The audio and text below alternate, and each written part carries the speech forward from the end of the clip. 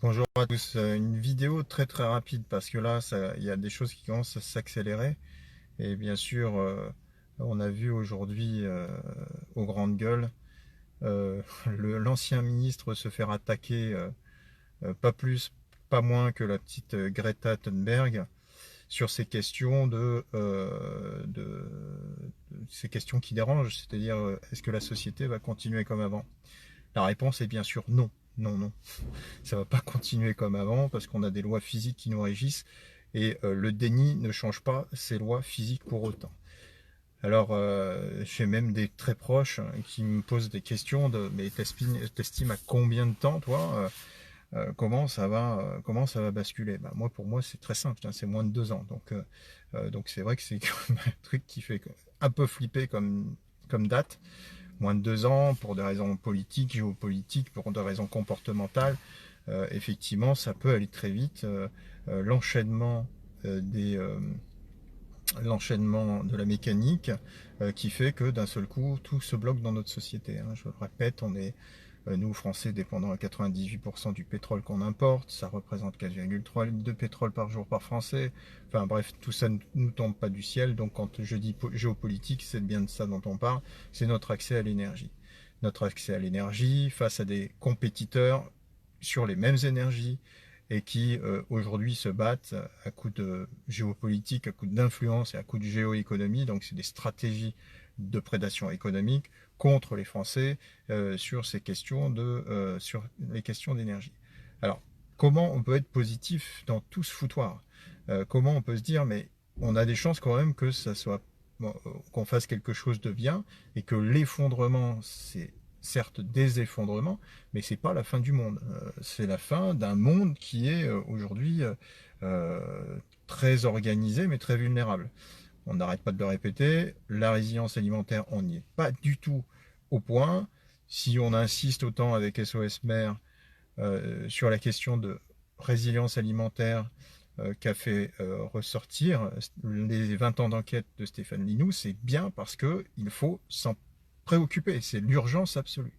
À partir du moment où on a de quoi manger, on peut tout réorganiser. On peut refaire de la politique, on peut refaire du sens, on peut refaire tout ce qui réorganise une société. Aujourd'hui, on n'est pas du tout raccord avec ça.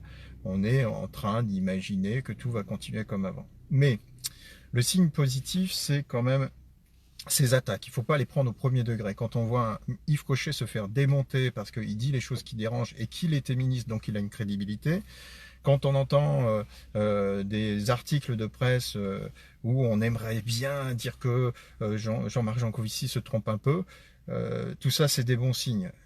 C'est inacceptable que la société ne soit pas capable aujourd'hui de préférer s'intéresser un peu à sa sécurité plutôt qu'à un match de foot, mais c'est comme ça. Bon, aujourd'hui, il va falloir atteindre cette masse critique qui soit capable de se conscientiser assez vite et faire en sorte de devenir actrice, cette société civile, dans la résolution du problème. À l'échelle planétaire, on a à peu près 7 milliards d'individus qui chacune se dit mais qu'est-ce que je peux bien faire tout seul? C'est de ça que fonctionne le système qui va dans le mur. Il fonctionne sur une sorte d'insouciance, il fonctionne sur le fait que les gens sont persuadés qu'ils n'ont pas de pouvoir et qu'ils ne peuvent rien changer.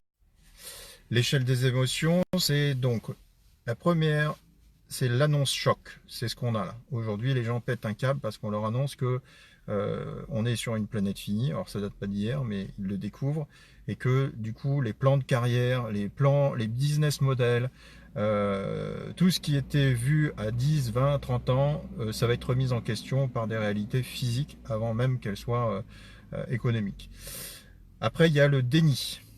Donc c'est tout ce qu'on voit, là, les gens qui s'énervent, qui disent mais non, c'est pas vrai, ça va continuer, il y a toujours eu à chaque époque des gens qui annonçaient la fin du monde. Le problème pour ces gens-là, c'est que Cassandre, même s'ils n'aiment pas Cassandre, elle avait raison. Hein, je ne sais pas si vous connaissez, je vous invite à vérifier ce que c'était Cassandre sur Internet, celle qui annonçait la chute de Troie et qui avait raison. Bon, la colère, donc là c'est ce qu'on voit, là, les mecs qui pètent un câble. Il y en a un que j'aimais beaucoup, hein, un philosophe Onfray, mais là quand il s'est attaqué à Greta Thunberg, je me suis dit c'est pas possible. C'est pas possible. Comme tous ceux qui sont persuadés à chaque fois des complots, et il y en a, ça existe bien des complots, mais ça s'appelle des stratégies. Mais là, alors ils sont, ce qui est assez usant, c'est d'entendre que les mêmes qui sont contre Greta Thunberg sont contre Soros. Mais le problème, c'est que là, on accuse la petite Thunberg d'être financée par Soros, qui, elle, cette Greta Thunberg, ne fait que dire ce que disent des journalistes, c'est qu'on doit arrêter. Bon, arrêter de consommer comme on le fait aujourd'hui. Alors, je répète, hein, l'annonce choc, ça c'est l'échelle des émotions, c'est l'échelle du deuil. Déni, colère, peur, ça commence vraiment à flipper, parce qu'il y en a qui se disent aussi avec Extinction Rebellion, mais qu'est-ce que ça va être si de plus en plus de gens sabotent le système? Parce que ça, autant vous dire que le sabotage, c'est ce qui est le plus efficace de toutes les opérations. C'est-à-dire que on peut pas vraiment prévoir le sabotage. Ça arrive comme ça, là, comme aujourd'hui, on se retrouve dans des bouchons à cause de Châtelet. Moi, ça m'est arrivé il y a 2 jours. Bon, ça, on peut pas le prévoir. Donc, je reprends, annonce choc, déni, colère, peur, négociation, marchandage. Alors, on est en plein dedans, là aussi. Ça, c'est le fameux truc du greenwashing. Mais non, mais on va continuer à faire de la croissance en vous repeignant tout en vert sans que on change sans qu'on change les fondamentaux. C'est-à-dire que tant qu'on a besoin d'extraire de l'énergie pour transformer des choses, on ne change pas le système. Pas du tout, ça reste le même. On n'est pas en train de régénérer la planète quand on fait ça. Et après, on tombe à la dépression. Donc la société qui commence à déprimer, on est presque au bout du bout. Alors je vous le montre, mais ça va être à l'envers. Ouais, et puis vous n'allez pas le voir, désolé. Au bout de la courbe. C'est une courbe qui fait un U comme ça. Après, il y a la tristesse, la résignation. C'est-à-dire que les gens ont compris que c'était cuit, c'était fini. C'est les étapes du deuil, ce dont je vous parle. On fait le deuil progressivement d'une société qui nous avait été vendue par tout un tas de séries et même nos propres imaginaires comme un truc où on allait, dans cette société, partir sur Mars, coloniser tout, enfin bref, avoir toujours plus de technologie. Et là, on nous annonce que ça va être plutôt la petite maison dans la prairie et au mieux, dans les scénarios les plus optimistes, la Belle Verte, ou dans les pires des scénarios, Mad Max. Alors c'est vrai que c'est un choc culturel. On n'a pas vraiment envie de tout ça. Donc tout en bas de la courbe, c'est la tristesse. Et après ça remonte. L'acceptation, pardon, quête de sens, sérénité, paix retrouvée. Alors moi je bosse pas sur la collapsologie dans le sens où il faut pas faire déprimer les gens. Je bosse vraiment sur le côté résilienceologie. C'est-à-dire que c'est un fait, et tous les collapsologues sont comme ça. C'est un fait, c'est terminé physiquement, on voit bien que ça ne va pas fonctionner encore très longtemps comme ça. Mais on peut passer les crises, on peut passer les étapes, et on peut finir par accepter un autre modèle de société. Et ce qu'il faut pour ça, c'est que les gens retrouvent leur pouvoir de décision. Donc, tout ce qui existe aujourd'hui, typiquement avec Ingersheim, que je suis allé filmer là récemment, Ingersheim, Langouette, Mouins-Sartoux, toutes les solutions sont déjà là. Et ce n'est pas des solutions qui ne fonctionnent que sur un territoire. Ça peut fonctionner sociologiquement sur plusieurs territoires.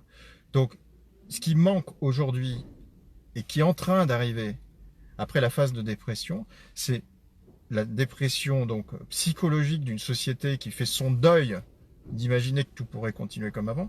Ce qui arrive là, c'est très très très positif. Le fait qu'il y ait des indicateurs comme celui-là, on attaque à fond ceux qui disent la vérité parce qu'on ne veut pas l'entendre, c'est un indicateur qu'il y a une chose qui se passe aujourd'hui, c'est-à-dire qu'il y a une sorte d'acceptation. Les gens ne veulent pas entendre, mais ils ont quand même entendu. Et à partir de là, on peut reconstruire quelque chose. Et c'est ce qui va être très très intéressant dans cet effondrement, c'est la reconstruction. Parce que quand les gens progressivement vont avoir compris que les choses s'effondrent petit à petit, en parallèle de ça, ils vont vouloir le construire. Alors, venez pas me dire, oui, mais tout le monde s'en fout aujourd'hui. On est dans une phase ambivalente. Il y en a qui s'en foutent et il y en a qui s'en foutent pas. Il y en a qui sont dans le déni et il y en a qui ont compris. Il y a une question de proportion. Mais c'est un accouchement. C'est terrible ce qui se passe aujourd'hui. C'est-à-dire qu'on a toujours été conditionné à penser que ça allait continuer comme avant. Et là, on nous annonce que brutalement, dans un espace de temps très très court, que non, c'est faux, ça ne va pas continuer comme avant. Vous imaginez toutes les entreprises qui ont fait des business models à 20 ans, vous imaginez même pas mal de gens qui comptent sur leur retraite avec un système qu'ils ont toujours connu. Bon, il faut laisser le temps aux gens de faire un deuil d'une société comme ça. Et ça ne veut pas dire que ça va être moins bien après. C'est juste une question de réorganisation. Et là, vraiment, j'en ai fini. La priorité des priorités, si on veut avoir une chance de reconstruire quelque chose, c'est de pouvoir manger. Aujourd'hui, ça, par contre, on n'est absolument pas raccord. Et si on insiste toujours autant avec SOS Mer, on n'a pas fini, parce que quitte à ce que ça s'effondre de manière violente, on va le répéter jusqu'au bout. On ne pourra pas nous dire qu'on n'a pas fait le boulot. Mais la priorité de toutes les priorités, c'est l'alimentation, parce que rien n'est prévu. Voilà.